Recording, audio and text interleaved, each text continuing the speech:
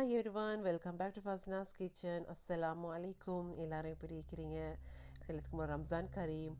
இப்போ பார்த்தீங்கன்னா இந்த வீடியோவில் நிறைய நான் உங்களுக்கு டிப்ஸோடு தான் வந்திருக்கிறேன். ஏன்னு சொன்னீங்கன்னா இப்போ ரம்ஜான் வந்துட்டுது.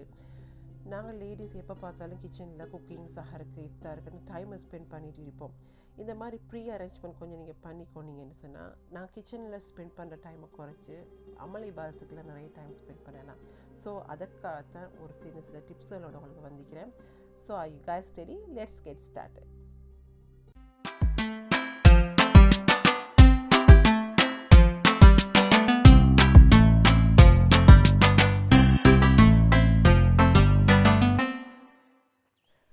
நார்மலாக பார்த்தீங்கன்னு சொன்னால் ஹஸ்பண்ட் தான் வீட்டுக்கு தேவையான சாமான் எல்லாம் வாங்கி தருவாங்க. நான் ஒரு லிஸ்ட் ஒன்று போட்டு கொடுத்தேன்னா அவர் எல்லா சாமானையும் வாங்கி கொண்டு தந்துடுவார். மோஸ்ட்லி அதுதான் நடக்கிறது. ஆனால் இன்றைக்கி பார்த்தீங்கன்னா ரம்ஜான் வரபடியால் என்ன தான் லிஸ்ட்டை போட்டு கொடுத்தாலும் நிறைய சாமான் மிஸ் ஆகிடும். இது நாமளே போய் பார்த்து எடுத்துக்கணும்னா கொஞ்சம் தேவையான சாமான்களை பார்த்து எடுக்கலாம் அப்படின்னு சொல்லி இன்றைக்கி நானே கிளம்பி வந்துட்டேன்.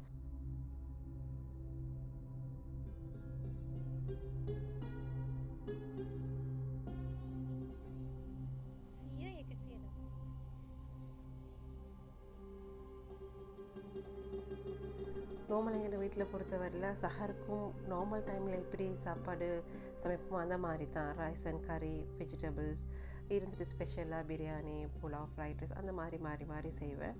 மற்றபடி இந்த ரைஸில் தயிர் போட்டு சாப்பிட்றது விளாம்பழம் பருவத்தி சாப்பிட்றது அப்படின்ற பிள்ளைகளுக்கு சரி ஹஸ்பண்ட் சரி பெருசாக பிடிக்காது. தயிர் தனியாக போட்டு சுகர் போட்டு சாப்பிடுவாங்க. இந்த ரைஸில் போட்டு அந்த மாதிரிலாம் சாப்பிட மாட்டாங்க. ஸோ நார்மல் சாப்பாடு தான். இஃப்தாருக்கு தான் ஸ்பெஷலாக செஞ்சு பாடுவோம். இன்றைக்கி பார்த்தீங்கன்னு சொன்னால் இஃப்தாருக்கு தேவையான டேட்ஸ் மில்க் மேட் சவ்வரிசி அந்த மாதிரி கொஞ்சம் ஐட்டங்கள் வாங்கிட்டு வந்திருந்தேன். இப்போ வீட்டுக்கு வந்ததுக்கு பிறகு க்ளீன் பண்ணலான்னு சொல்லிட்டு ஹெல்ப் பண்ணுறதுக்கு லேடியை வந்திருந்தாங்க. அவங்களோட சேர்ந்து எல்லா வேலையிலையும் முடித்தேன். குர்ஆன் வந்து பார்த்தீங்கன்னு சொன்னால் ரம்ஜான் மாதத்தில் நான் அதுக்கு தனியாகவே வச்சுருக்கிறேன். அது எப்படின்னா 1 to 30 ஜூஸ் இருக்கும், தனித்தனியாக இருக்கும். அது ஓதுறதுனால என்ன நடக்குதுன்னு சொன்னால் எங்களுக்கு அந்த ஒன்றா முடிக்கப்போல அவ்வளோ சாட்டிஸ்ஃபேக்ஷன் உண்டு.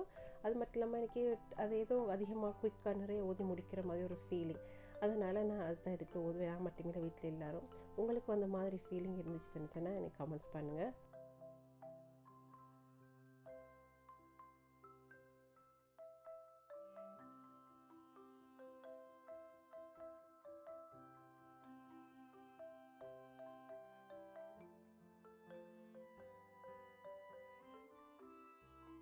இந்த ரம்ஜானுக்கு கொஞ்சம் அரேஞ்ச்மெண்ட் பண்ணி வச்சுக்கொண்டா வேலை லேஸாக இருக்கும் அப்படின்ட்டு சொல்லி இன்றைக்கி முக்கியமாக வெங்காயம் அதை கொஞ்சம் எடுத்து பொரிச்சிடலாம். ஏன்னா இன்றைக்கி சஹர் டைம்லையும் சரி இஃப்தார் டைம்லையும் சரி இந்த ஆனியன் ஃப்ரை பண்ணுற வேலைங்கிறது அது பெரிய வேலை மாதிரி. அதை கட் பண்ணி செய்கிறதுக்கு டைம் நிறைய எடுக்கும். அது நின்று கோல்டன் கலருக்கு பொரித்து எடுக்கிறதுக்கு அவ்வளோ டைம் எடுக்கும். அதனால தான் நான் என்ன பண்ணினேன்னு சொன்னால் அது எல்லாமே நான் கொஞ்சம் ஒரு கிலோ மாதிரி எடுத்து எல்லாத்தையுமே ஸ்லைஸ் பண்ணி நல்ல கோல்டன் கலருக்கு ஃப்ரை பண்ணி அதை எடுத்து வச்சுக்கொண்டேன்.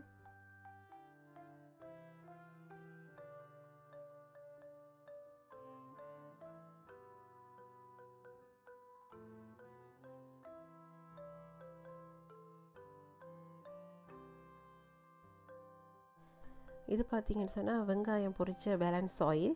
இதை நீங்கள் திரும்பி பொரிக்கிறதுக்குன்னு யூஸ் பண்ணாமல் ஏதாவது தாளிக்கிறதுக்கு பருப்பு சொதி அந்த மாதிரி எதுக்குன்னு தாளிக்கிறதுக்கு எடுத்து வச்சுக்கோனீங்கன்னா நல்ல வாசமாக இருக்கும். இந்த மாதிரி எல்லா வெங்காயத்தையும் பொரித்து ஒரு டிஷ்யூவில் போட்டு வச்சுட்டு நல்லா ஆடுறதுக்கு அப்படியே விட்டுருங்க. ஒன்றுக்கு மேலே ஒன்று போட்டு அப்படியே வச்சுட்டிங்கன்னா எல்லாம் சொகியாகி சாஃப்டாகிடும், கிறிஸ்பினஸ் போயிடும். இந்த மாதிரி பரத்தி நல்லா ஆற விட்டுருங்க. இந்த வெங்காயம் பார்த்தீங்கன்னு சொன்னால் பொரித்த வெங்காயம் நிறைய விஷயங்களுக்கு யூஸ் ஆகும். நோம்பு டைமில் ஒரு பிரியாணி செய்கிறேன்டா கூட சஹர் டைமில் இந்த இருந்து பொரிக்கிறது தான் பெரிய வேலை. இதை பொரித்து வச்சுக்கொண்டோம்னா எங்களோட வேலை சட்டுன்னு முடிஞ்சிடும். அது நல்லா ஆறுறதுக்கு பிறகு இந்த மாதிரி ஒரு ஜிப்லாக் பேக்கில் போட்டு நாங்கள் ஃப்ரீசரில் போட்டு வச்சுக்கொண்டோம்னு சொன்னால் எங்களுக்கு அப்பப்போ தேவையான நேரம் எடுத்து யூஸ் பண்ணி கொடுறதுக்கு ஈஸியாக இருக்கும்.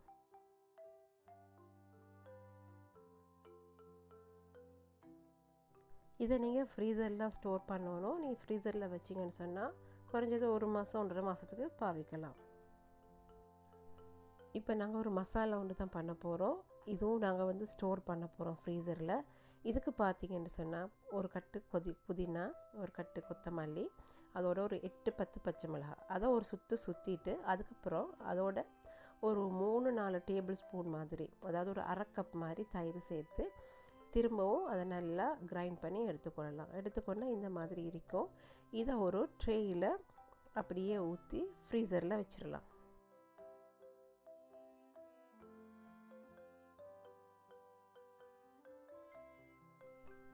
இது பார்த்திங்கன்னா அடுத்த நாள் தான் இந்த வீடியோ எடுத்தது. நல்லா பாருங்கள் ஃப்ரீஸ் ஆகிட்டுது. இதை வந்து நாங்கள் இன்னொரு ட்ரேயில் ட்ரான்ஸ்ஃபர் பண்ணிடலாம். பண்ணிவிட்டு இந்த மாதிரி ஒரு இரும்பு உரலால் தான் நீங்கள் உடைக்கலும். ஸோ நார்மலாக வந்து வெட்டுறது கஷ்டம். இந்த மாதிரி நீங்கள் இந்த க்யூப்ஸ் எல்லாம் கட் பண்ணி எடுத்துக்கொள்ளுங்க.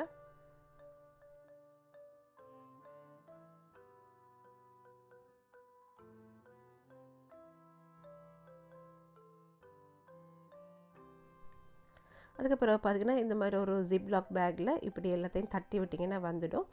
அதை குயிக்காக நீங்கள் அது ஐஸ் வந்து ஃப்ரீஸ் போயிடுச்சுன்னா உங்களுக்கு லிக்விட் ஆகிடும் திரும்பவும். அதை குயிக்காக நீங்கள் ஜிப்லாக் பேக்கில் போட்டு ஃப்ரீசரில் வச்சுருங்க. இப்போ நாங்கள் அடுத்தது பார்க்க போகிறது வந்து இஞ்சி பூண்டு பேஸ்ட். ஜிஞ்சர் கார்லிக் பேஸ்ட் எப்படி பேஸ்ட் எடுக்கிறதுன்னு எல்லாருக்கும் தெரிஞ்சிருக்கும். நான் பிகினர்ஸுக்காக சொல்கிறேன். ஒரு 100 கிராம்ஸ் கார்லிக் எடுத்திங்கன்னா 100 கிராம் ஜிஞ்சர் எடுத்து அதை அது கொஞ்சம் வினிகர் அல்லது சால்ட் அல்லது மஞ்சள் தூள் போட்டு அரைச்சி வச்சிட்டிங்கன்னா ஒன்று பேஸ்ட் ரெடி ஆயிடும். அந்த பேஸ்ட்டை இந்த மாதிரி ஒரு ட்ரேயில் போட்டு ஃப்ரீசரில் வச்சுருங்க. அப்படி வச்சுட்டு நீங்கள் அடுத்த நாள் பார்த்தீங்கன்னு சொன்னால் இந்த மாதிரி நல்லா ஃப்ரீஸ் ஆகியிருக்கும். இதை ஒரு ஜிப்லாக் பேக்கில் போட்டு எடுத்து வச்சிட்டிங்கன்னு சொன்னால் உங்களுக்கு அப்பப்போ எடுத்து யூஸ் பண்ணுறதுக்கு வெரி ஈஸியாக இருக்கும். நீங்கள் இப்போ சும்மா இப்போ ஒரு எல்லாத்தையும் ஒரேடி அரைச்சி ஒரு கண்டெய்னரில் போட்டு வச்சிட்டிங்கன்னா ஒவ்வொரு முறை யூஸ் பண்ணும் போதும் நீங்கள் வெளியில் எடுத்து வைப்பீங்க. எடுத்து வச்சுட்டு திருப்பி ஃப்ரிட்ஜில் வைப்பீங்க, வெளியில் வைப்பீங்க. இந்த மாதிரி செய்யும்போது டக்குன்னு கெட்டு போகிறதுக்கு சான்ஸ் இருக்குது. இதுன்னு சொன்னால் உங்களுக்கு ஈஸியாக கனகாலத்துக்கு ஸ்டோர் பண்ணி பாவிக்கலாம். அடுத்தது பார்த்திங்கன்னா அவல். இது வந்து நான் நோன்பு டைமில் நோன்பு வீட்டில் பிடிக்காதவங்க இருப்பாங்க, வயசானவங்க, சின்ன பிள்ளைகள் இருப்பாங்க. அவங்களுக்கு இந்த மாதிரி பிரேக்ஃபாஸ்ட் டைமில் என்ன கொடுக்குன்னு யோசிக்கும் போது இந்த மாதிரி அவலை நீங்கள் ஒரு கிரைண்டரில் போட்டு பவுடர் பண்ணி எடுத்து வச்சுக்கொள்ளுங்க. இது வந்து சின்னவங்களுக்கு வயசானவங்களுக்கு மட்டுமே இல்லை. இப்போ நோன்பு டைமில் இஃப்தார் டைமில் சில நேரம் வீட்டில் காய்ச்ச முடியாத டைம் போகலாம், இல்லை சில பள்ளியில் கஞ்சி எடுக்க போய்த்து முடிஞ்சு போகலாம். அந்த மாதிரி டைமில் டக்குன்னு ஒரு 5-10 நிமிஷத்துலேயே இதை குயிக்காக செஞ்சிடலாம். அதுவும் உங்களுக்கு எக்ஸாக்ட் அந்த கஞ்சி மாதிரி நார்மலாக நாங்கள் எப்படி நோம்பு கஞ்சி செய்வோமோ அது மாதிரியே டேஸ்ட் இருக்கும்.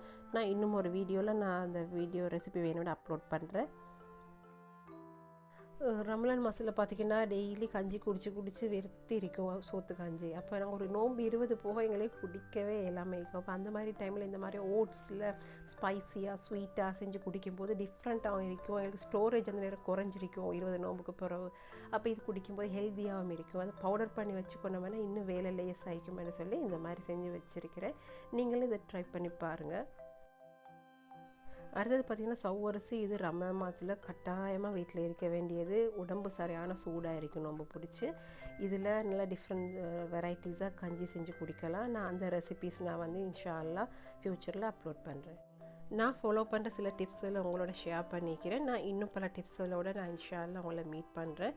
இந்த வீடியோ உங்களுக்கு பிடிச்சிருந்ததுன்னா மறக்காமல் லைக் பண்ணி ஷேர் பண்ணிவிடுங்க. சப்ஸ்கிரைப் பண்ணாமல் இருந்தீங்கன்னா சப்ஸ்கிரைப் பண்ணி பெல் ஐக்கானையும் கிளிக் பண்ணிவிடுங்க. Thank you. Take care. Bye-bye.